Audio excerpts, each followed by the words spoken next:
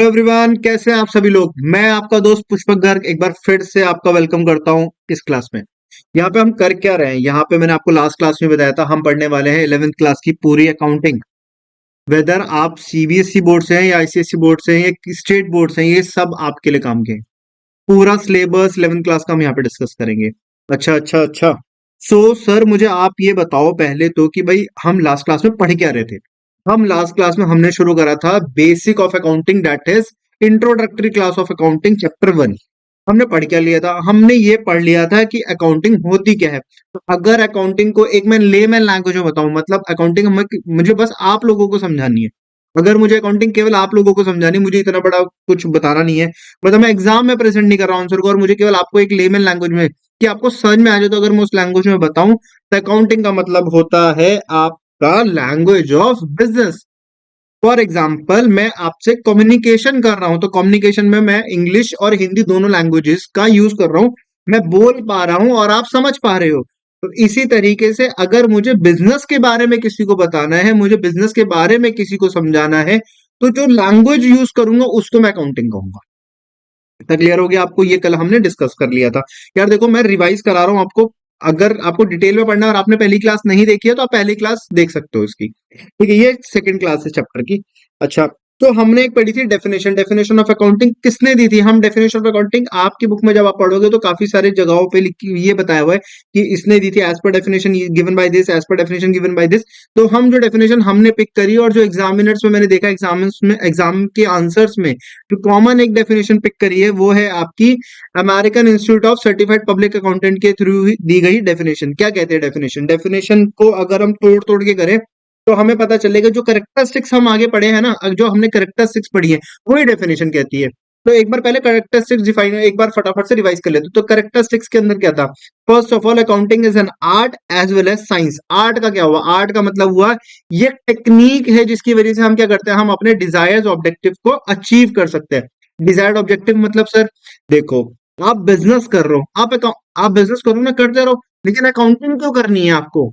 और यार बिजनेस हम कर रहे हैं, हमने कोई बिजनेस शुरू करा है, तो बिजनेस के अंदर हमारा मोटिव क्या है किसी भी बिजनेस को करने का? हम पागल तो है नहीं कि भाई हमने बिजनेस शुरू कर दिया और बस किसी बिना मोटिव के। तो हमारे बिजनेस का मोटिव क्या है? हमारे बिजनेस का मोटिव है आपका नेट प्रॉफिट अर्न करना, प्रॉफिट अर्न करना। तो हमें पता चलना चाहिए ना कि हमारे बिजनेस से प्रॉफिट अर्न करा भी है या नहीं करा है। ठीक है, फॉर एग्जाम्पल आप ये क्लास पढ़ रहे हो, मान लेते हैं आपका ऑब्जेक्टिव है ना, आप क्लास ऐसी थोड़ी आपने रेंडमली क्लास उठाई और आप देखने लग गए बिना किसी ऑब्जेक्टिव के। आप क्लास 9 के स्टूडेंट और आपने क्लास देखनी शुरू कर दी, नहीं। आपका ऑब्जेक्टिव, आपको अकाउंटिंग समझनी है, आपको एग्जाम में बैठना है 11th क्लास के, और आपको अकाउंट्स का पेपर में अच्छे मार्क्स अचीव करने हैं। इसीलिए तो आप ये क्लास देख रहे हो। तो क्लास देखने का ऑब्जेक्टिव क्या है? आपका डिजायर्ड ऑब्जेक्टिव क्या है for watching this class? Is clearing your examination of class 11th accounting का पेपर आपको देना है।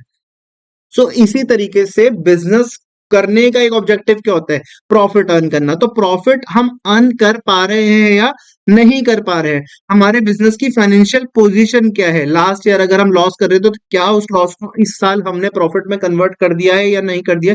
ये कैसे पता चलेगा? ये पता चलेगा जब उस पर्टिकुलर बिजनेस के ढंग से अकाउंटिंग हो रखी है। अकाउंटिंग से तो आपको पता चलेगा। ठीक है, चलो ये भी हो गया, आर्ट हो गई।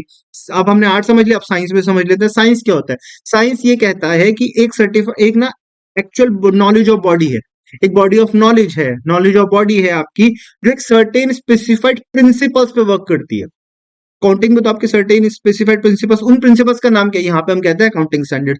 जब आप आगे जाके प्रोफेशनल कोर्सेज में पढ़ोगे ना, जैसे बीइंग अ चार्टर्ड अकाउंटेंट, जब मैं सीए फाइनल में था तो सीए इंटर तक 2 लेवल्स ऑफ सीए, इस बारे में भी कभी मैं आपसे डिटेल में बात डिस्कस करूंगा। अगर आप मेरे से कमेंट सेक्शन में पूछोगे तो मैं एक डिटेल वीडियो इस पे बना दूंगा। सो क्या होता है? सीए के 2 लेवल तक, CA foundation and CA inter तक हम पढ़ते हैं अकाउंटिंग स्टैंडर्ड्स। लेकिन जब हम सीए फाइनल के अंदर आ जाते हैं तो एक सब्जेक्ट होता है फाइनेंशियल रिपोर्टिंग, जिसके अंदर हम पढ़ते हैं इंडियन अकाउंटिंग स्टैंडर्ड्स। मतलब एएस जो अकाउंटिंग स्टैंडर्ड्स उसको ही अपर लेवल पे ले गए हैं, मतलब ताकि हम ग्लोबल रिकॉग्निशन पे चले जाएं तो इंडियन अकाउंटिंग।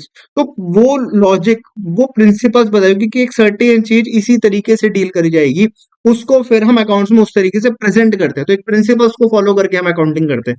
तो जब हम किसी प्रिंसिपल के बिहाफ, किसी प्रिंसिपल से पिक करी हुई प्रिंसिपल के जो लॉजिक्स प्रिंसिपल ने दिया, उसके सर्टेन रूल्स एंड रेगुलेशंस उसको फॉलो करके कुछ चीज करते हैं, तो वो साइंस होती है। चलो ठीक है, पहला पॉइंट हो गया। दूसरा, identification of a financial transaction. हमें खूब सारे ट्रांजेक्शन डेली बेसिस पे ट्रांजेक्शन होती है ना, उसके अंदर से हमें आइडेंटिफाई करना है कि फाइनेंशियल ट्रांजेक्शन एंड इवेंट्स कौन से हैं। देखो, कल मैंने आपको बताया था, फॉर एग्जाम्पल आप और आपके दोस्त ने आपस में क्या करा, आपके और आपके दोस्त ने एक ट्रांजेक्शन कर ली कि यार मेरे को कुछ चीज खानी है आज, तो मेरे पास पैसे नहीं है, तू मुझे 10 रुपए का लोन दे दे, मैं सुबह जब पॉकेट में नहीं मिलेगी पापा से तो मैं तेरे को तो वापस दे दूंगा। तो ये कोई फाइनेंशियल ट्रांजेक्शन थोड़ी, ये तो आपने अपनी दोस्ती में, अपनी फ्रेंडशिप में आपने 10 रुपीज बोरो और एक्सचेंज करे, आप सुबह आपको मिल गए। कोई प्रॉफिट मोटिव से थोड़ी आपने ये ट्रांजेक्शन करी। इसी तरीके से फॉर एग्जाम्पल आपको घूमना था, कल हमने एग्जाम्पल लिया था, आपको घूमना था, आपकी स्कूटी में खत्म हो गया पेट्रोल, तो आप गए पेट्रोल पंप, आपने पेट्रोल पंप पे जाके बोला कि मेरे से 100 रुपए ले ले और पेट्रोल भर के दे दे, तो उसने आपको फ्यूल रिफिल करके दे दिया। आपको कोई प्रॉफिट मोटिव थोड़ी था, आपको तो बस ये था क्योंकि आपको घूमने जाना था, आपको कहीं जाना था, तो आपने पेट्रोल में। इसी तरह अब एक और ट्रांजेक्शन करी, एक आपको कोई बिजनेस शुरू करना था, आपको कोई फर्नीचर का बिजनेस शुरू करना था, तो आप मार्केट में गए, किसी पर्सन से 10,000 रुपीज का फर्नीचर परचेस करके ले आए अपने बिजनेस में, और कल के दिन जाके शॉप खोली और फर्नीचर को बेचने लग गए। तो बताओ ये क्या हुआ? ये एक फाइनेंशियल ट्रांजेक्शन है। आपको मोटिव क्या है ट्रांजेक्शन करने के पीछे? Motive is important. आपका मोटिव क्या है? मुझे बिजनेस करना है, मुझे प्रॉफिट अर्न करना है। तो आपको ये तीन ट्रांजेक्शन हमने कल भी डिस्कस करी थी, तो इन तीन ट्रांजेक्शन में से आपको आइडेंटिफाई करना है कि which of out of these transaction कौन सी ट्रांजेक्शन फाइनेंशियल ट्रांजेक्शन है। ठीक है, चलो। इसके बाद क्या था? इसके बाद था हमारे पास रिकॉर्डिंग। रिकॉर्डिंग करनी है अब हमें। जब हम फाइनेंशियल ट्रांजेक्शन पढ़ रहे थे तभी हमने पढ़ा था कि खूब सारी ट्रांजेक्शन फाइनेंशियल ट्रांजेक्शन भी हो सकती है, लेकिन हम उसको रिकॉर्ड नहीं करेंगे। कब तक? जल्दी बताओ। अच्छा, तब तक हम उसको रिकॉर्ड नहीं करेंगे। हम उसको रिकॉर्ड नहीं करेंगे जब तक हम उस ट्रांजेक्शन को मेजर नहीं कर लेते मनी टर्म्स में। जब तक हम किसी ट्रांजेक्शन को मनी टर्म्स में मेजर नहीं करेंगे ना, जब तक हमें ये नहीं पता चलेगा कि इसकी वैल्यू कितनी है। रिकॉर्डिंग भी तो करनी है किसी चीज की, तो हम जब तक रिकॉर्ड नहीं करेंगे, तो इससे ही थर्ड स्टेप आ जाता है, recording the transaction in terms of money. Money की टर्म्स में रिकॉर्ड करना है। डेट मीन्स, इसका एग्जांपल अगर हम देखें तो दो आपके ट्रांजेक्शन देता हूँ। एक ट्रांजेक्शन ये है कि मैंने अपने बिजनेस के लिए 10 चेयर परचेज करी। I don't know the value, मुझे वैल्यू नहीं पता, लेकिन मैंने अपने बिजनेस के लिए 10 चेयर परचेज करी। देखो, बिजनेस में लगी, चेयर परचेज करी है तो इस पे स्टाफ बैठेगा, या मेरा चेयर का बिजनेस, तो मैं चेयर बेचूंगा, लेकिन मुझे यहाँ पे चेयर की वैल्यू नहीं पता। तो क्या मैं इस ट्रांजेक्शन को रिकॉर्ड करूंगा? मैं नहीं करूंगा। तो इसी तरीके से एक और एग्जांपल लेते हैं। मैंने अपने बिजनेस के लिए 10 चेयर परचेज करी जिसकी वैल्यू 10,000 रुपीज है, तो क्या मैं इस ट्रांजेक्शन को रिकॉर्ड करूंगा? फटाफट से मुझे बताओ। हाँ, मैं इस ट्रांजेक्शन को रिकॉर्ड करूंगा। क्या करूंगा? एंट्री पास कर दूंगा मैं इसकी, फर्नीचर अकाउंट डेबिट। अगर कैपिटल चीज है, मतलब इस चीज को मैं यूज कर रहा हूं, इसको मेरा बिजनेस नहीं है इसे बेचने का चेयर को। अब इसको हम आगे डिस्कस करेंगे, कौन सी कैपिटल चीज होती है, कौन सी रेवेन्यू चीज होती है, किसको हम प्रॉफिट एंड लॉस में लेके जाएंगे, किसे हम बैलेंस शीट में लेके जाएंगे। तीन टाइप ऑफ अकाउंट्स हम पढ़ने वाले हैं आगे, real, personal and nominal. Golden rules होते हैं। अगर आपने इसको ढंग से समझ लिया ना, आई गारंटी यू, मैं आपको बिल्कुल लिख के गारंटी दे सकता हूं कि भाई आपको कभी जर्नल एंट्रीज रटने की जरूरत नहीं पड़ेगी। ये बेसिक चीज है, बस इतना समझ लेना। अच्छे से पूरी एक डिटेल क्लास करेंगे इस पे, इसको आपने समझ लिया तो बहुत है। ठीक है, तो हमने तीसरा स्टेप भी पढ़ लिया, तीसरा करेक्टरिस्टिक भी पढ़ लिया, रिकॉर्डिंग। इसके बाद अब हमने सारी ट्रांजेक्शन को रिकॉर्ड तो कर लिया जनरल में अपने। अब हमें क्या करना है? अरे यार, अगर हम ऐसे पढ़ने बैठ गए तो बहुत सारे ट्रांजेक्शन हो जाएंगे। अब हमें क्या करना पड़ेगा? समराइज करना पड़ेगा। समराइजेशन करना पड़ेगा डिफरेंट ट्रांजेक्शन जो जनरल में रिकॉर्ड हुई थी ना, based on their nature in a one place. एक प्लेस पे डालना पड़ेगा बेस्ड ऑन देयर नेचर। जितनी भी सेल्स रिलेटेड ट्रांजेक्शन होंगी उन सबको कहां डालना पड़ेगा? सेल्स लेजर में पुट करना पड़ेगा। जितनी परचेज रिलेटेड हमारी जनरल एंट्रीज होंगी वो कहां पे पुट होंगी? वो होंगी पुट परचेज लेजर में। डन है, चलो इतना आपको समझ में आ गया। नाउ अब आपके पास डिफरेंट सेट ऑफ लेजर्स हो गए। कैश बुक हो गई, परचेज बुक हो गई, सेल्स बुक हो गई, ठीक है, एक्सपेंस बुक हो गई, रेंट बुक हो गई। इस तरीके से बहुत सारी कैश बुक्स हो आपके पास, लेजर्स हो गए। Now you have to summarise all this ledgers. Presentation के लिए आपको एक कंसाइज बनाना पड़ेगा, एक क्रक्स बनाते हो आप, नोट्स बनाते हो जैसे। आपको समराइजेशन करना पड़ेगा डिफरेंट लेजर्स का, और बनाना पड़ेगा एक ट्रायल बैलेंस। अच्छा, आपको पता है मैंने कल भी बताया था आपको, अगर आप रिकॉर्डिंग, क्लासिफिकेशन और समराइजेशन, किस चीज को? Recording, summarising and classification. Recording, classification and summarising को जब आप जोड़ देते हो, जब इस प्रोसेस को फॉलो करते हो, तो इस प्रोसेस को क्या कहते हैं? इस प्रोसेस को कहते हैं हम अकाउंटिंग प्रोसेस, अकाउंटिंग साइकिल। देखो यहाँ पे मैंने बताया भी था। जब हम क्या कर लेते हैं? जब हम कर लेते हैं रिकॉर्डिंग, क्लासिफाइंग एंड समराइजिंग, तो इस प्रोसेस के थ्रू हम पहुंच जाते हैं अपने फाइनल चीज पे, जिस फाइनल चीज को हम क्या कहेंगे, पहले हम बनाएंगे ट्रायल बैलेंस, और ट्रायल बैलेंस से पहुंच जाएंगे हम ट्रेडिंग प्रॉफिट एंड लॉस। किसी भी बिजनेस को अगर हमें सामने वाले को समझाना है तो सबसे पहली चीज जो वो मांगेगा ना, वो मांगेगा अपने बिजनेस की, मुझे भाई बैलेंस शीट दे दो, मुझे अपने बिजनेस के रिजल्ट जानने के लिए अपनी बैलेंस शीट और प्रॉफिट एंड लॉस दे दो, ट्रेडिंग अकाउंट दे दो। ठीक है, इसमें ही कहीं ना कहीं सारे लेजर्स इसके अंदर ही क्रक्स के रूप में आ जाते हैं। ठीक है, आपने बना लिया। अब इसके बाद क्या है, इसके बाद आपको करना है प्रेजेंटेशन ऑफ रिजल्ट्स, आपको प्रेजेंटेशन ऑफ रिजल्ट्स करना है। अब आपने रिजल्ट्स तो बना लिया, अब आपको इंटरप्रेट करना है, सॉरी प्रेजेंटेशन इंटरप्रिटेशन करना है।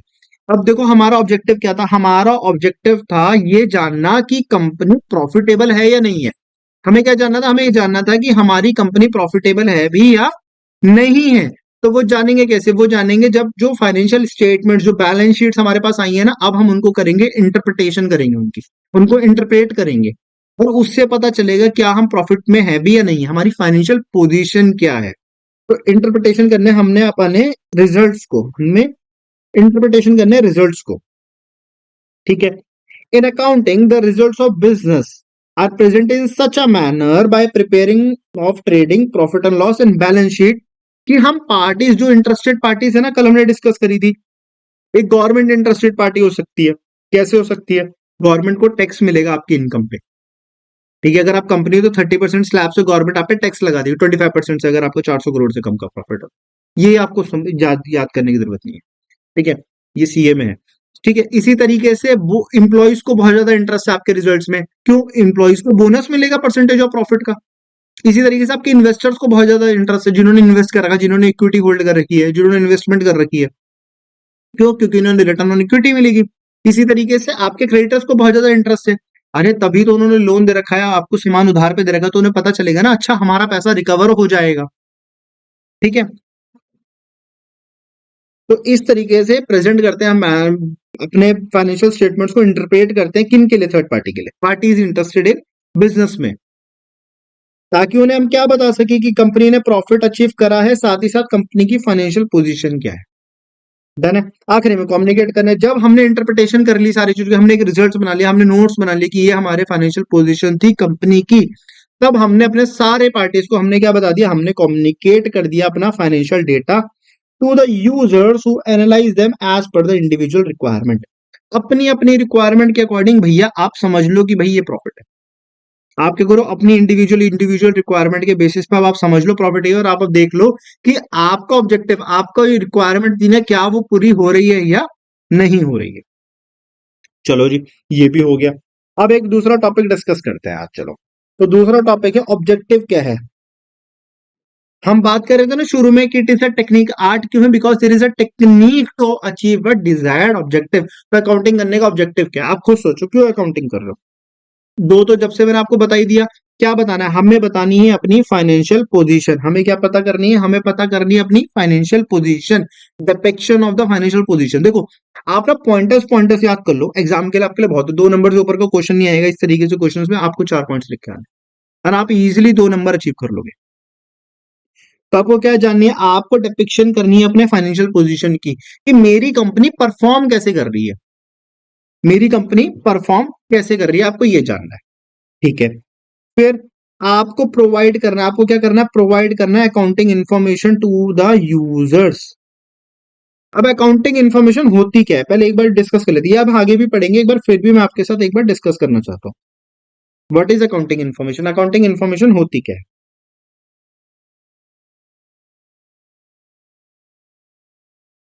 हाँ, क्या होती है अकाउंटिंग इंफॉर्मेशन। अकाउंटिंग इंफॉर्मेशन होती है जो भी आपने अकाउंटिंग करी ना, जो प्रोसेस ऑफ अकाउंटिंग था, तो उससे जो फाइनेंशियल स्टेटमेंट्स बनेंगे, क्या बनेंगी, जो फाइनेंशियल, आपकी फाइनेंशियल स्टेटमेंट्स जो बनेंगी ना, through the process of accounting, through the process of accounting, ये जो आपने करा ना, identification of transaction, recording, classifying, summarising, ये जो आपने सब करा ना, इस प्रोसेस के थ्रू जो फाइनेंशियल स्टेटमेंट्स क्या होंगे, जनरेट होंगी, जो फाइनेंशियल स्टेटमेंट जनरेट होंगी ना, उसको कहते हैं हम अकाउंटिंग इन्फॉर्मेशन। तो हमें अपने यूजर्स को अकाउंटिंग इन्फॉर्मेशन देनी है, हम अपने यूजर्स को लेजर थोड़ी दे देंगे, पकड़ा देंगे कि भाई ये लेजर से अपने आप समझ लो। ऐसे थोड़ी करेंगे कि भाई आपका लेजर ये रहा, आप लेजर लो और लेजर से समझ लो, नहीं। हमें एक पूरा पिक्चर उन्हें बना के देनी पड़ेगी, एक पूरा स्टेटमेंट बना के देनी पड़ेगी, जिस स्टेटमेंट को क्या कहते हैं, जिस स्टेटमेंट को हम कहते हैं फाइनेंशियल स्टेटमेंट। जिस स्टेटमेंट को हम क्या कहते हैं, फाइनेंशियल स्टेटमेंट। अच्छा सर अब एक बार बताओ, फाइनेंशियल स्टेटमेंट होती क्या, हमें ये तो बता दो फाइनेंशियल स्टेटमेंट क्या होती है। आपने तो बता दिया फाइनेंशियल स्टेटमेंट होगी जी। तो क्या होती है फाइनेंशियल स्टेटमेंट? फाइनेंशियल स्टेटमेंट कहते हैं कॉम्बिनेशन ऑफ तीन चीजों को। क्या कहते हैं? कॉम्बिनेशन ऑफ तीन चीजों को। एक इसका पार्ट होता है बैलेंस शीट। क्या होता है? एक इसका पार्ट होता है बैलेंस शीट, एक होता है इसका part profit and loss account. अभी कैसे बनेगा ये पूरा मैं डिस्कस करूंगा आपके साथ आने वाली क्लासेस में, पूरा आपको बताऊंगा कैसे बैलेंस शीट और प्रॉफिट एंड लॉस बनाई जाती है। मतलब आप एक्सपर्ट बन जाओगे उसके बाद कि एक प्रोप्राइटर आप बोलोगे, आप अगर फॉर एग्जांपल आपके पापा का बिजनेस है तो आप पापा को बोल सकते हो भाई मैं आपसे आपकी अकाउंटिंग करूंगा, आपको बाहर किसी को रखने की जरूरत नहीं, मैं ही करके दे दूं, पैसे बचाऊंगा मैं आपके। आप बस मेरी पॉकेट मनी बढ़ा देना, मैं आपके पैसे बचा दूंगा, मैं करके दूंगा आपकी अकाउंटिंग, आप टेंशन मत लो बिल्कुल।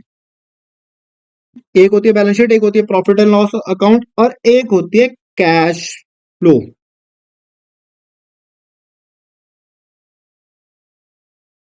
एक क्या होती है? Cash flow. एक होती है कैश फ्लो स्टेटमेंट, सीएफएस। एक होती है कैश फ्लो स्टेटमेंट, एक होती है पी एंड एल, एक होता है बैलेंस शीट। इसी के कॉम्बिनेशन को क्या कहते हैं? इसी के कॉम्बिनेशन को हम कहते हैं फाइनेंशियल स्टेटमेंट। इसी के कॉम्बिनेशन को कहते हैं, इसी के कॉम्बिनेशन को अगर हम जोड़ दें सबको तो कहते हैं फाइनेंशियल स्टेटमेंट्स। तो एक होता है प्रोवाइड, अब क्या क्या ऑब्जेक्टिव थे देखो, दो हमने पढ़ लिए। एक होता है फाइनेंशियल पोजीशन पता करना, एक होता है अकाउंटिंग इन्फॉर्मेशन बनाना और उसको यूजर्स को देना। एक सबसे इंपॉर्टेंट, ये तो शुरू से बोल रहे हैं कि हमें कैलकुलेट करना है प्रॉफिट, क्या हमने प्रॉफिट कमाया भी या नहीं कमाया, हमें पता करना जरूरी है कि हमने प्रॉफिट अचीव करा भी है या नहीं करा है। फिर इसके साथ साथ और क्या था? Maintenance of record of business transaction. अब देखो ये तो बहुत बेसिक था ना, सारी ट्रांजेक्शन को आइडेंटिफाई करके रिकॉर्डिंग करना, तो आपको पता होना चाहिए कि मेरे बिजनेस के अंदर ये ट्रांजेक्शन हुई है। ऐसा तो नहीं है कि कोई ट्रांजेक्शन हो गया और मुझे पता ही नहीं चला, अरे मेरे एम्प्लॉय ने परचेज, अगर मेरे मैनेजर ने, फॉर एग्जांपल मेरा बिजनेस है, मैंने एक पर्सन रखा जो परचेज हैंडल करता है, उस बंदे ने ना परचेज रिकॉर्ड करवा दी, उस बंदे ने परचेज रिकॉर्ड करा दी, एक्चुअल में हुआ ही नहीं, पैसे खा गया वो। तो मेरे को कैसे पता चलेगा? तो इसलिए मेरे को हर ट्रांजेक्शन को रिकॉर्ड करना पड़ेगा। मैं उसको बोल दूंगा कि भाई हर ट्रांजेक्शन रिकॉर्ड कर, सो डेट मुझे पता तो चल सके अच्छा ये ट्रांजेक्शन एक्चुअल में हुई थी या नहीं हुई थी। तो चार ऑब्जेक्टिव क्या थे? चार ऑब्जेक्टिव फटाफट से रिकॉल करो, फटाफट से। चलो, अच्छा इधर आओ, इधर ढंग से समझो। चार ऑब्जेक्टिव हम पढ़ रहे हैं, क्या है चार ऑब्जेक्टिव? पहला देखो क्या है, पहला अब वहीं से पढ़ लो, करेक्टरिस्टिक्स से आपको याद हो जाएंगे।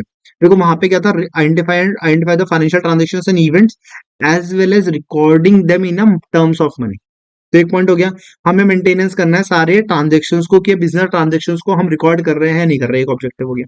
दूसरा क्या है?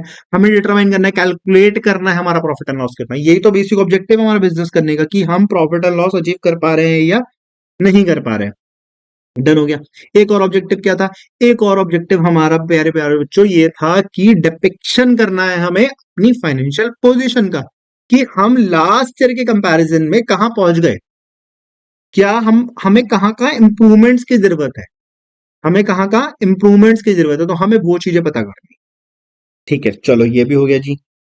अब एक आखिरी क्या पॉइंट था? पॉइंट प्रोवाइड करना है अकाउंटिंग इन्फॉर्मेशन। अकाउंटिंग इन्फॉर्मेशन क्या होती है? जो फाइनेंशियल स्टेटमेंट्स अकाउंटिंग प्रोसेस के थ्रू जनरेट होती है ना, उसे अकाउंटिंग इन्फॉर्मेशन कहते हैं। अब हम अपने अकाउंटिंग इन्फॉर्मेशन किनको देंगे? यूजर्स को देंगे। कुछ यूजर्स को तो मैंने आपको एग्जांपल अभी बता दिया, देखो अभी पढ़ा था हमने।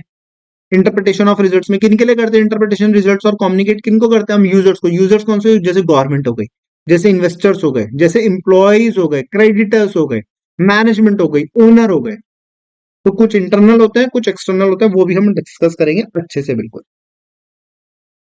चलो जी, ये भी हो गया। देखो आज देखो आपने बेसिक कल मेरे साथ ढंग से समझ लेना, कितनी जल्दी जल्दी हो रहा है। करेक्टरिस्टिक्स आप इस चैप्टर पे करेक्टरिस्टिक्स याद कर लो बस एक बार, उसके बाद आधा चैप्टर तो ऐसे चुटकियों में हो जाएगा। तो अगला पॉइंट क्या पढ़ रहे हैं? अगला पॉइंट हम पढ़ रहे हैं एडवांटेजेस ऑफ अकाउंटिंग। देखो कहीं ना कहीं घूम फिर के वही आपको पढ़ने के लिए मिलेगा, अकाउंटिंग की हमारी एडवांटेजेस क्या है। 8 एडवांटेजेस लिखे हुए हैं मैंने, आप कोई से भी 5-6 कर लेना। देखो एक क्या है, घूम फिर के देखो भाई, information about the financial position, यही हमने ऑब्जेक्टिव के अंदर भी पढ़ा और यही हमने करेक्टरिस्टिक्स के अंदर भी कहीं ना कहीं पढ़ लिया था। इंफॉर्मेशन लेनी है हमें फाइनेंशियल पोजीशन की। देखो असरटेन करना है profit and loss during the period. घूम फिर के बात वही क्या है? असरटेन करना है प्रॉफिट, कैलकुलेशन कर लो, असरटेन कर लो profit and loss during the period. फिर अकाउंटिंग प्रोवाइड बेटर कंट्रोल। चोर अगर आपकी अकाउंटिंग बहुत ज्यादा अच्छी होगी ना तो चोरी होने के चांसेस बहुत कम हो जाएंगे, कोई आपको धोखाधड़ी नहीं कर सकता आपके साथ अगर आपने अकाउंटिंग बहुत अच्छे से कर ली। फॉर एग्जाम्पल आपने ना सामान बेचा उधार पे, आपने क्या बेचा उधार पे ना सामान बेचा कोई।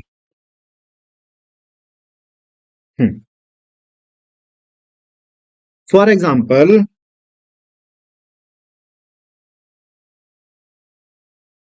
लेट्स सी जो आप पढ़ रहे हो ना आपका नाम है मिस्टर ए। लेट्स सी मान लेते हैं आपका नाम है मिस्टर ए। आपके पास एक पर्सन आया एक्स, मिस्टर एक्स आपके पास आए और बोला सर सर मुझे ना कुछ सामान चाहिए, आप मुझे सामान दे दो, मैं आपको 1 महीने बाद पैसे दे दूंगा। ठीक है, तो आपने बोला यार चलो ठीक है हम कर लेते हैं। आपने इनको 10,000 रुपीज की क्या कर दी, सेल कर दी। आपने क्या कर दी, सेल कर दी इनको 10,000 रुपीज की। तो आज के दिन आपने अभी जनरल एंट्रीज बताऊंगा मैं आपको कैसे बनती है। फॉर एग्जाम्पल मान लेते आपने सेल करी, तो आपने बेचा सामान। एक सेकेंड, हाँ आपने क्या बेचा, सामान बेचा उधार पे। तो यहां एंट्री पास करोगे आप, mister x account debit to sales 10,000, 10,000 being sales made to Mr. X on credit।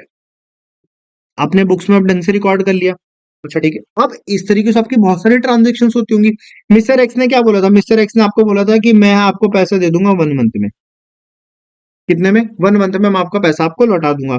अब सपोज आज ये 1/4/2023 की बात थी, आज 31/30/2023 हो गया, 1 महीना तो हो गया।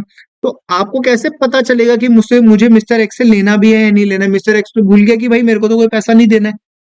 मिस्टर एक्स को तो याद ही नहीं, वो तो ऐसे आए दिन उधार लेता रहता है तो उसे याद ही नहीं है, वो तो चाहता है कि आप भूल जाओ। तो आपको कैसे पता चलेगा, आपको जब पता चलेगा जब आपने प्रॉपर उसकी रिकॉर्डिंग, प्रॉपर आपने लेजर बना रखा। मिस्टर एक्स को आपने क्या दिखा रखा, अपने बुक्स में डेटर दिखा रखा है। आपको फाइनेंशियल पोजीशन पता चलनी चाहिए, अच्छा मैंने सेल तो करी थी उसका पैसा तो आया ही नहीं अभी तक। ठीक है, ये कैसे पता चलेगा, कंट्रोल कैसे बढ़ेगा, जब आप प्रॉपर अकाउंटिंग करोगे।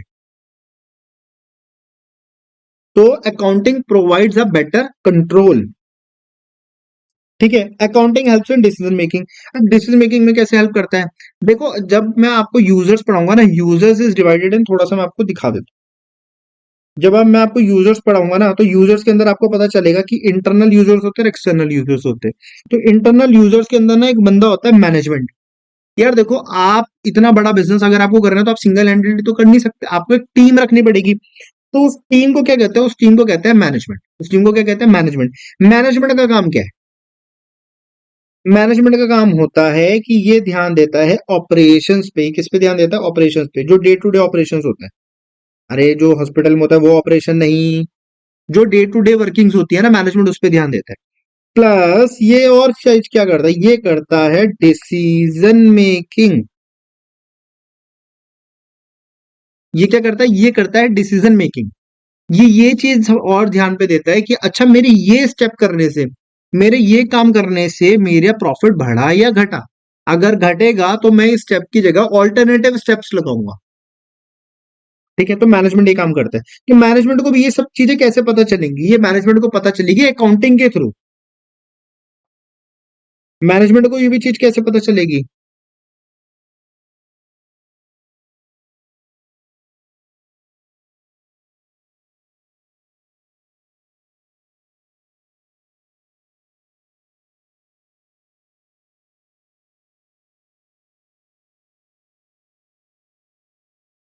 तो बताओ मैनेजमेंट को ये चीजें कैसे पता चलेंगी। मैनेजमेंट को ये चीजें पता चलेंगी जब आपने अकाउंटिंग बहुत अच्छे से कर रखी है।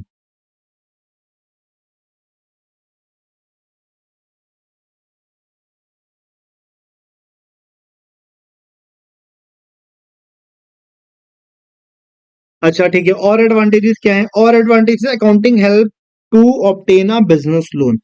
अब आप फॉर एग्जांपल बिजनेस पे आप गए बैंक पे कि बैंक बैंक हमें दे दो लोन। आप बैंक पे गए, बैंक को बोला आपने, बैंक बैंक हमें लोन दे दो, हमें लोन चाहिए अपने बिजनेस को बढ़ाने के लिए। तो बैंक क्या बोलेगा, बैंक बोलेगा अरे आपको इतना बड़ा लोन चाहिए तो मुझे पता तो चलना चाहिए कि आपका बिजनेस इतना बड़ा है नहीं है। अब बैंक पे चले गए कि बैंक बैंक मुझे 10 लाख रुपए का लोन दे दो, मुझे बिजनेस आगे बढ़ाना है, अपने एक्सपैंड करना है। मैं अभी तक खाली केवल क्या बोलते हैं दिल्ली में काम करता था, अब दिल्ली की से ना मुझे उत्तराखंड में भी काम करना है, फॉर एग्जाम्पल मान लेते तो मुझे बैंक 1 करोड़ रुपए का लोन दे दो, एक्सपेंशन करना है मुझे। तो बैंक कैसे रिलाई करेगा आपकी बातों पे? आप तो झूठ भी बोल सकते हो। बैंक कैसे रिलाई करेगा आपकी बातों पे? तो बैंक को आपको देनी पड़ेंगी अपनी फाइनेंशियल स्टेटमेंट्स। बैंक को देनी पड़ेंगी आपको अपनी फाइनेंशियल स्टेटमेंट कि देखो बैंक, मैं इतना प्रॉफिट करता हूं, मेरा बिजनेस इतना बड़ा है अभी भी। तो बैंक फिर आपको लोन प्रोवाइड कर देगा। फिर आ गया आपका collection and payment of cash. अब देखो ये तो मैंने अभी आपको बताया ना, अकाउंटिंग अच्छे से करोगे तो आपको पता रहेगा मुझे इसके पैसे इतने देने हैं, मुझे इससे पैसे इतने लेने हैं। Requirement of tax purpose. देखो टैक्स क्या होता है ना, इनकम टैक्स हो गया आपका, इनकम टैक्स आपका लगता है, फॉर एग्जांपल हम इनकम टैक्स की बात करते हैं, जीएसटी भी होता है वैसे, जीएसटी में मैं आगे आपको बताऊंगा। अगर हम इनकम टैक्स की बात करें ना, अगर हम बात करें इनकम टैक्स की, तो इनकम टैक्स लगता है, जैसे नाम बता रहा है, आपकी इनकम पे, आपके प्रॉफिट पे आपका लगता है इनकम टैक्स। तो प्रॉफिट निकालना भी तो पड़ेगा ना, जब भी तो हम टैक्स दे पाएंगे उस पे। ऐसे थोड़ी एज्यूम करके हमने इतना प्रॉफिट कमाया जी हम इतने पे दे देंगे, नहीं नहीं नहीं, आपको प्रॉपर बुक्स बनानी पड़ेंगी, बुक्स के थ्रू आपको अकाउंटिंग करनी पड़ेगी, अकाउंटिंग के थ्रू आपको प्रॉफिट पता चलेगा, फिर उस प्रॉफिट पे आप टैक्स पे करोगे कॉर्पोरेट। डन है इतना? आपको इतना समझ में आ गया? चलो ठीक है। फिर एक पॉइंट और क्या रह गया, accounting records are evident, evidence of act. आपने जो भी चीज करा ना, अब एक बार तो आपने कोई चीज करी, आपने उसे रिकॉर्ड नहीं करा, आप कितने दिन तक उसे याद कर लोगे? अब नोट्स में आपको बताऊं ना, मैं ऐसे ओरल ओरल ओरल आपको पूरा चैप्टर 1 पढ़ा के चला जाऊं पूरा ओरल वे में, तो क्या आपको याद हो पाएगा? आप भूल जाओगे। नोट्स का तो ये है कि भाई हमने रिकॉर्ड करके, मैंने आपको रिकॉर्डिंग करके दे दी, मैंने आपको नोट्स बना के दे दिया, ये पीडीएफ आपको मिल जाएगी। अच्छा पता है ना आपको ये पीडीएफ आपको कहाँ से मिलेगी? जल्दी जल्दी बताओ कहाँ पीडीएफ मिलेगी। जो आज से क्लास देख रहे हैं उनको बता देता हूँ, ये पीडीएफ आपको मिलेगी डिस्क्रिप्शन बॉक्स में मिल जाएगी, साथ ही साथ एक टेलीग्राम चैनल का लिंक मैं इसमें डाल दूंगा, उससे आपको चैप्टर 1 की पूरी पीडीएफ मिल जाएगी और आने वाले क्लासेस की भी पीडीएफ मिल जाएगी। चलो जी। अच्छा सर ये तो बता दो ये क्या था।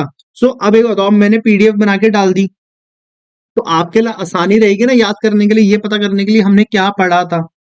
तो वही बता रहा हूं मैं, accounting provides a record of evidence of act. आपने जो जो काम करा ना उसका एविडेंस मिल जाएगा आपके पास, सबूत हो जाएगा आपके पास, अगर आप अकाउंटिंग ढंग से कर रहे हो। तो हमने क्या क्या पढ़ा, हमें क्या क्या पता चलता है? हमें पता चलती है फाइनेंशियल पोजीशन, हमें पता चलता है प्रॉफिट एंड लॉस, हमें बेटर कंट्रोल मिल जाते हैं। क्या मिल जाता है? बेटर कंट्रोल मिल जाता है, एक डिसीजन मेकिंग में हेल्प करता है हमारी ये।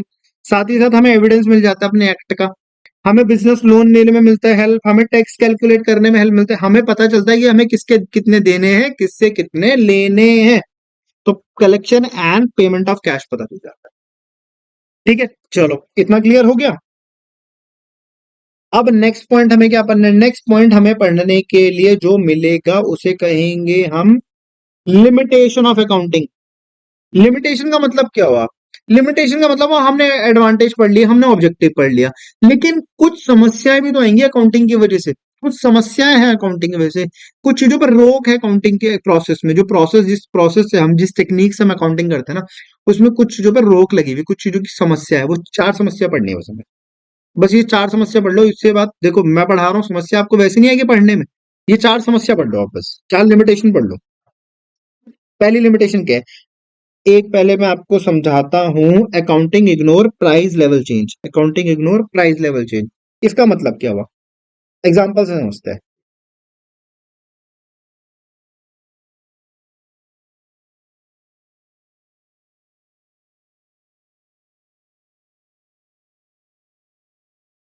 हाँ, फॉर एग्जाम्पल आपने कोई मशीनरी परचेज करी, आपने क्या करी? कोई मशीनरी, पूरा लिख देता हूं चलो आप लोगों को।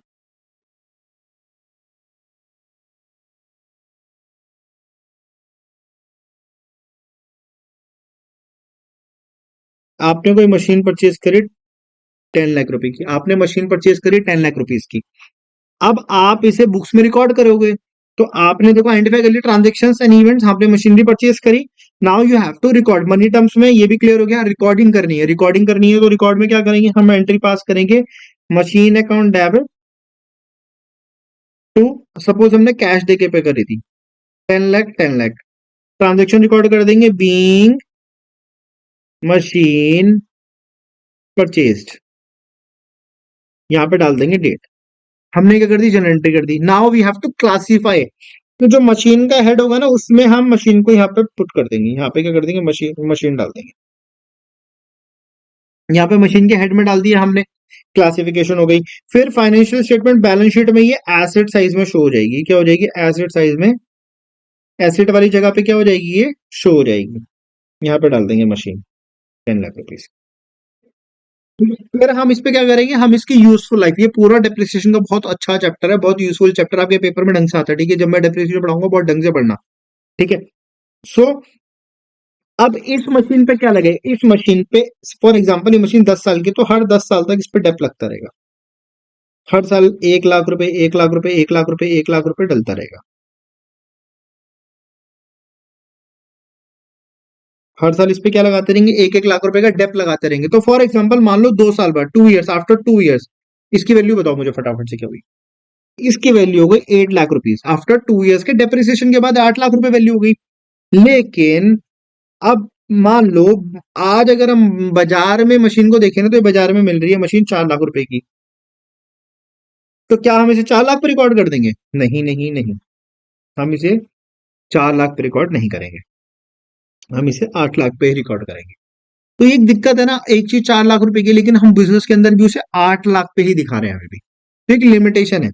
इस लिमिटेशन को कहते हैं कि अकाउंटिंग रिकॉर्ड करता है चीजों को ऑन देयर हिस्टोरिकल कॉस्ट। इसको क्या बोलते हैं, हिस्टोरिकल कॉस्ट। इस चीज पे रिकॉर्ड करने को क्या कहते हैं, इस चीज पे रिकॉर्ड करने को कहते हैं हिस्टोरिकल कॉस्ट। हम अभी भी चीजों को हिस्टोरिकल कॉस्ट पे रिकॉर्ड कर रहे हैं, इवन दो कि उसकी प्रेजेंट वैल्यू, उसकी एक्चुअल वैल्यू मार्केट में अगर मैं लेने जाऊंगा तो वो कम हो गई है। तो ये एक accounting ignore price level change, अगर प्राइस में कोई चेंज आ रहा है ना तो अकाउंटिंग उसे इग्नोर कर देता है। यहां पे आप साथ में लिख लेना, इसके साथ एक छोटा सा एरो बना के लिख देना कि accounting follow historical cost, historical cost को फॉलो करता है अकाउंटिंग, ठीक है। चलो फिर एक और चीज, accounting eliminate qualitative element, accounting eliminate qualitative element. मतलब अकाउंटिंग ना हमेशा क्वांटिटेटिव बेसिस पे चलता है। मैंने आपको बताया हर चीज जो मनी टर्म्स में रिलेट होगी ना, जो मनी टर्म्स में रिलेट होगी, केवल अकाउंटिंग उसी चीज को रिकॉर्ड करता है, बाकी सब चीजों को कर देता है इग्नोर। क्वांटिटेटिव चीजों को करता है, क्वालिटेटिव चीजों को नहीं करता। फॉर एग्जाम्पल, इसका मैं एग्जाम्पल देता हूँ।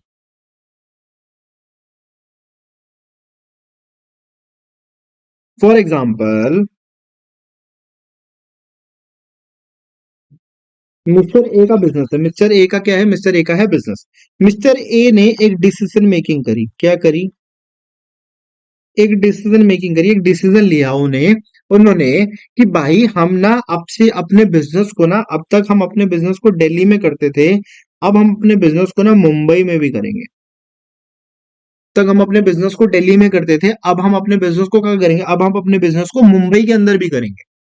ये मिस्टर ए ने क्या करा, एक डिसीजन मेकिंग करी। अब आप पहले मुझे बस ये बताओ, आगे का मत सोचो, आगे का नहीं सोचना, यहीं तक बताओ, यहीं तक। तो क्या इसकी वजह से कंपनी के कोई फाइनेंशियल ट्रांजैक्शन आपको दिख रही है, कोई ट्रांजैक्शन तो है, डिसीजन मेकिंग तो हुई है। क्या आपको दिख रहा है कि इसकी वजह से अभी इस ट्रांजैक्शन के बाद कोई प्रॉफिट एंड लॉस हुआ है? लेकिन ये तो बहुत बड़ा स्टेप था। इसकी वजह से तो सेल्स इनकी क्या हो जाएगी, पूरी सेल्स अगर दिल्ली के अंदर ही 100 रुपीज, 100 करोड़ रुपीज की कर रहे थे, तो मुंबई के साथ साथ तो अभी टोटल 200 करोड़ रुपीज की करने लग जाएंगे। एक्चुअल में तो प्रॉफिट बहुत ज्यादा होएगा। लेकिन क्या आप इस ट्रांजेक्शन को अभी रिकॉर्ड कर लोगे, नहीं कर लोगे, आप मुझे बस ये बताओ। तो मेरे प्यारे बच्चों, आप नहीं कर पाओगे इस ट्रांजेक्शन को रिकॉर्ड, क्यों? क्योंकि अकाउंटिंग केवल फोकस करता है मनी टर्म्स वाली चीजों में जो एक्चुअल होती हैं, ठीक है। तो ये क्वालिटेटिव चीजों को रिकॉर्ड नहीं करता, ये इग्नोर कर देता है।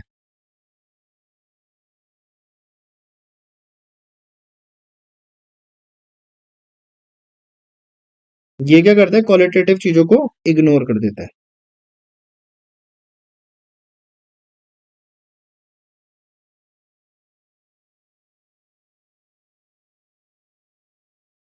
चलो जी, 2 पॉइंट पढ़ लिया, अब एक और पॉइंट पढ़ लेते हैं। एक और पॉइंट क्या है, एक और पॉइंट है हमारे पास, accounting is not fully exact, it includes estimates and assumptions. अभी जैसे एक बात बताओ, ये क्या कहना चाहता है, ये कहता है कि 100% एग्जैक्ट नहीं है अकाउंटिंग, इसमें थोड़े से कहीं ना कहीं एस्टिमेशन एंड assumptions है। जैसे अभी मैं आपको एग्जांपल दे रहा था डेप्रिसिएशन वाले चैप्टर का, तो आपने देखा मैंने क्या करा, मैंने ना अपने आप मान लिया कि इसकी यूजफुल लाइफ कितनी है, 10 ईयर्स है। और मैं 10 साल में क्या करूंगा, हर साल 1-1 लाख रुपए का लगाऊंगा उस पे डेप्रिसिएशन। मैं क्या करूंगा, हर साल उस पे 1-1 लाख रुपए का डेप्रिसिएशन लगाऊंगा। तो ये क्या चीज है, मैंने कैसे मान लिया ये 10 ईयर्स होगी? क्या मैंने एक्चुअल में उसको यूज कर लिया? नहीं, मैंने आज ही मान लिया कि वो 10 साल तक चलेगी। वो क्या होगी, वो 10 साल तक चलेगी, मैंने आज ही मान लिया। ईयर जीरो पे मान लिया मैंने कि वो 10 ईयर्स तक चलेगी। तो ये क्या चीज है, दिस इज कॉल्ड एस्टिमेशन। इसको क्या कहते हैं, अकाउंटिंग एस्टिमेशन, कि वो 10 ईयर्स तक चलेगी। तो मैं उस पर 10 साल तक का डेप लगाऊंगा। डन है? ठीक है, तो फुली एग्जैक्ट नहीं होती। अब एक मोस्ट इंपॉर्टेंट क्या है, मोस्ट इंपॉर्टेंट है कि अकाउंटिंग के अंदर हम विंडो ड्रेसिंग कर सकते हैं। अब आपको समझने की जरूरत क्या है कि विंडो ड्रेसिंग होती क्या है। What is window dressing? Window dressing का मतलब होता है manipulation in books. Manipulation in books. For example, एक अकाउंट्स मैनेजर है, मैं किसी, एक अकाउंट्स मैनेजर है।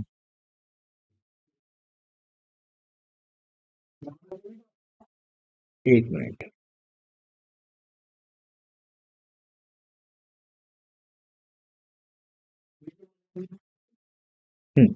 फॉर एग्जाम्पल, एक बैलेंस, एक लेजर बना रखा है, मान लेते हैं एक कैश लेजर बना रहा है। ठीक है, ये कैश लेजर है। यहाँ पे हमने क्या करा, फॉर एग्जाम्पल हम मान लेते हैं हमने सेल्स करी 10 रुपीज की, हमने फिर से सेल्स करी 10 रुपीज की, sales cash account debit to sales, तो सेल यहाँ आ गई। हमने फिर से सेल करी 10 रुपीज की, हमने यहाँ पे रेंट पे कर दिया 5 रुपए का, हमने यहाँ पे फिर से रेंट पे कर दिया 5 रुपए का, हमने कुछ परचेजेस कर ली 2 रुपए की, 12 रुपए की मान लो, या 20 रुपीज की मान लो। डन है? फिर हमने फिर से सेल्स कर दी कुछ 50 रुपीज की। अब आप मुझे बताओ कि एक्चुअल में हमारे पास कैश होना कितना चाहिए था, ये क्या है हमारा कैश लेजर है। हमारे पास कैश एक्चुअल में बचना कितना चाहिए था पूरे एंड के बाद? तो 10 + 10 + 10 30 + 50 = 80 रुपीज, इक्वल टू 80 रुपीज का कैश बचना चाहिए था। और जिसमें से हमने खर्चे कितने कर दिए, 5 के और 20 के, 30 रुपए के हमने क्या कर दिए खर्चे। तो हमारे पास एक्चुअल में कैश कितना बचना चाहिए था, हमें एक्चुअल में कैश बचना चाहिए था 50 रुपीज। हमें एक्चुअल में कैश कितना बचना चाहिए था, हमारे पास बचना चाहिए था 50 रुपीज का कैश। लेकिन हमारे पता है अकाउंट्स मैनेजर ने क्या करा, मैं आपको आराम से बता रहा हूँ, धीरे से सुन लो मेरी बात, बताना मत किसी को। हमारे अकाउंट्स मैनेजर ने क्या करा, हमारे अकाउंट्स मैनेजर ने ना व्हाइटनर लाया अपने बुक्स में, और इसको ना धीरे से मिटा दिया उसने, और इसकी जगह लिख दिया 40। और अब कैश बच गया 40, और अपनी जेब में 10 रुपए रख के ले गया। अपनी जेब में क्या करा उसने, 10 रुपए लेके भाग गया, और बोला कि नहीं नहीं, कैश सेल तो 40 रुपए की हुई थी आखिरी वाली। तो इसे क्या कहेंगे, इसे कहते हैं manipulation of books, window dressing करना, मैनिपुलेशन ऑफ बुक्स करना। या एक और एग्जांपल देता हूँ। फॉर एग्जांपल, आप ये मानो कि एक्चुअल में ना, ताकि हम ये बता सकें अपने ओनर्स को, अपने इन्वेस्टर्स को बता सकें हम तो बहुत अच्छा काम कर रहे हैं, ये सेल्स ना एक्चुअल में हुई नहीं थी, ये तो झूठी झूठी रिकॉर्ड कर दी, ये झूठी झूठी क्या कर दी, रिकॉर्ड कर दी, ये कभी हुई नहीं थी, ये झूठी झूठी रिकॉर्ड कर दी। ये आखिरी वाली सेल्स ना 40 रुपीज करी, ये झूठी झूठी रिकॉर्ड कर दी, ये कभी थी ही नहीं। तो इससे क्या पता चला, एक अच्छा हो गया, अरे इतना सेल कर रही है तो प्रॉफिट कमा रही होगी, तो बढ़िया काम कर रही है। तो इसको कहते हैं मैनिपुलेशन ऑफ बुक्स या विंडो ड्रेसिंग। Okay, done. अब हमारे पास इसमें टॉपिक्स बचे, अकाउंटिंग इन्फॉर्मेशन हमें पढ़ना है, यूजर्स पढ़ना है, और ब्रांचेस पढ़नी है, और क्वेश्चन सॉल्व करना है। ठीक है, सो चलो फिर मिलते हैं नेक्स्ट क्लास में। आज के लिए good bye, thank you. I hope आप लोगों को क्लास समझ में आ रही होगी। अगर आपको कोई भी डाउट्स है तो आप टेलीग्राम चैनल में भी डाल सकते हो, साथ ही साथ आप कमेंट सेक्शन में भी डाल सकते हो। जैसे ही मेरे को कमेंट सेक्शन में आपके डाउट दिखेंगे, मैं उनको फटाफट से रिजॉल्व कर दूंगा। तो मिलते हैं नेक्स्ट क्लास में इसी चैप्टर के साथ, एक अगली क्लास। और कोशिश करूंगा मैं नेक्स्ट क्लास या बहुत छोटी छोटी 2 क्लासेस में ये चैप्टर आपके साथ खत्म कर दूंगा, उसके बाद हम सेकंड चैप्टर पे बढ़ जाएंगे। तो till then good bye and see you.